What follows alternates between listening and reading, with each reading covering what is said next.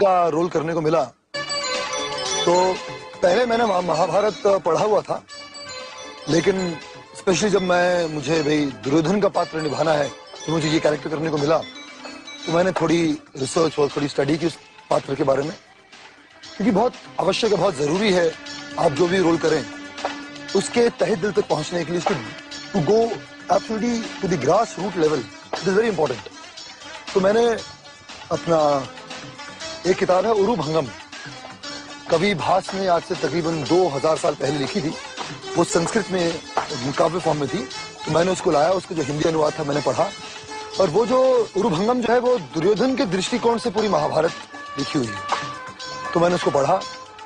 उससे मुझे दुर्योधन के बारे में पता चला कि वो क्या कैरेक्टर है। तो मैं जो समझता हूँ कि दुर्योधन भाई एकदम नेगेटिव नहीं है, तो महाभारत में जो भी पात्र हैं, कोई भी पात्र कंप्लीटली व्हाइट या कंप्लीटली ब्लैक नहीं है, सारे के सारे पात्र जो हैं ग्रे का कैरेक्टर्स हैं। हाँ, किसी में सफेद ज्यादा है तो काला कम है, किसी में काला ज्यादा तो सफेद कम है, लेकिन अब ये नहीं कह सकते कि हर पात्र जो है भाई कंप्लीटली व्हाइट है या कंप्लीटली ब्लैक है, नहीं, सब ग्रे कैरेक्टर्स हैं। तो दुर्योधन भी नॉर्मल ह्यूमन बीइंग है, ग्रे कैरेक्टर है, और उस कैरेक्टर में भी हाँ लोग ठीक है, ब्लैक उसमें ज्यादा है, सफेद कम है, लेकिन सफेद जरूर है।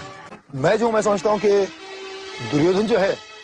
वो एक साइकोलॉजिकली हिट कैरेक्टर है, जो भाई देखिए अगर छोटे से जब बच्चा पैदा होता है उसके डीप इम्प्रिंट उसके माइंड में हो चुका है कि साहब ये जो हस्तिनापुर का सिंहासन है बेटे, ये तुम्हारा है, ये पांडवों का नहीं है, ये तुम्हारे पिता का था, क्योंकि वो नेत्रहीन थे उनसे छीन लिया गया था और तुम्हारे अपना उनके छोटे भाई पांडु को दे दिया गया था। तो बचपन से दिमाग में डाला गया कि ये हस्तिनापुर का सिंहासन तुम्हारा है, तो वो उस कॉम्प्लेक्सी से बच्चा बड़ा हुआ है, तो ये समझता है कि ये हस्तिनापुर का सिंहासन मेरा है, मैं इन पांडवों को नहीं दूंगा।